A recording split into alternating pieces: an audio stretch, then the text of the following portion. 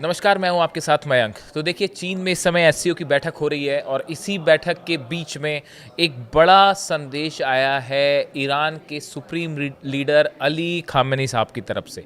इनकी तरफ से जो कहा गया है, इन्होंने एक बहुत बड़ी अपील की है, जो कि बेसिकली अपील इन्होंने चीन से की है, लेकिन ये अपील रूस के लिए भी मानी जा रही है, भारत के लिए भी मानी जा रही है, बड़े एशियाई देशों के लिए मानी जा रही है। अब देखिए इन्होंने क्या कहा है। Iran supreme leader Ayatollah Ali Khamenei on Sunday appear to be batting for a new world order centred in Asia. Ali Khamenei साहब का कहना ऐसा है कि अब एक नए वर्ल्ड ऑर्डर की स्थापना होनी चाहिए, एक नया वर्ल्ड ऑर्डर बनाया जाना चाहिए जो कि एशिया से चले। देखिए, ये सीधा संदेश है अमेरिका के खिलाफ। अली खामेनी साहब ये कह रहे हैं कि अब एक ऐसा वक्त आ चुका है जब ऐसा नहीं हो सकता कि पूरे दुनिया में जो है सिर्फ अमेरिका की दादागिरी चले, या अमेरिका ही पूरी दुनिया में जो है अपनी धौंस जमा के रखे। अब वो ज़माना चला गया है।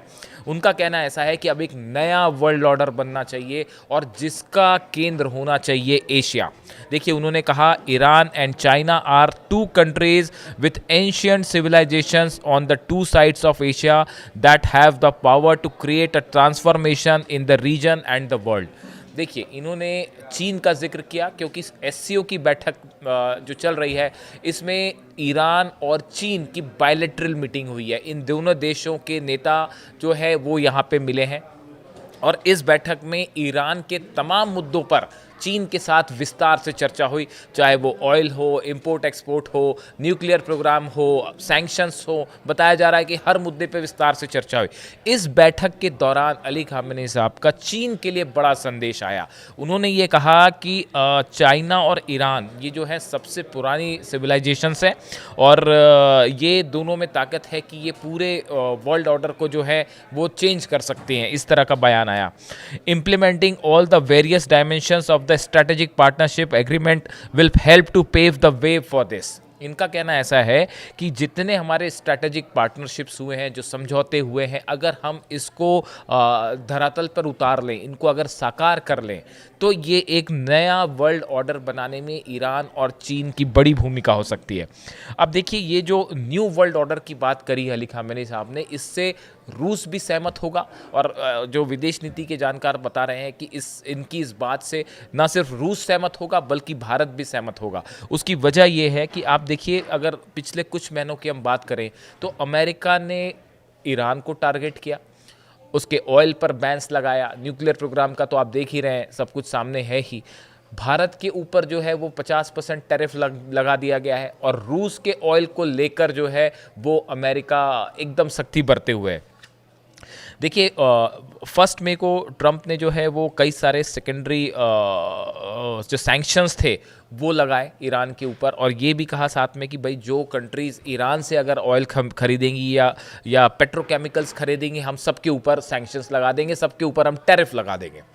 तो ये ईरान की ऑयल जो पूरा अर्थव्यवस्था है उसको सीधा हिट किया डोनाल्ड ट्रंप ने और अमेरिका ने। उसके बाद जो है 145% टैरिफ लगा दिया गया चाइना के ऊपर। हालांकि बाद में फिर उसमें 90 डेज़ का उसको होल्ड कर दिया गया और अभी वो ड्यूरेशन चल रहा है जिसको आगे भी बढ़ा दिया गया है। लेकिन चीन के ऊपर 145% टैरिफ लगाया और अब आप भारत पे देख रहे हैं कि भारत पे जो है 50% टैरिफ लग गया। पहले 25% था और 25% सिर्फ इसलिए लगा दिया गया क्योंकि अमेरिका का कहना है आप रूस से तेल क्यों खरीद रहे हो। तो आप देखिए, ये इसीलिए ईरान की तरफ से ये कहा गया था कि अमेरिका इस टैरिफ को एक इकोनॉमिक वेपन की तरह इस्तेमाल कर रहा है, एक हथियार की तरह इस्तेमाल कर रहा है। ये ईरान ने पहले दिन ही कहा था। भारत की उन कंट्रीज़ पर 6 कंपनीज़ पर बैन लग गया भारत की, जो कि ईरान से पेट्रोकेमिकल्स जो है वो इंपोर्ट एक्सपोर्ट कर रही थी।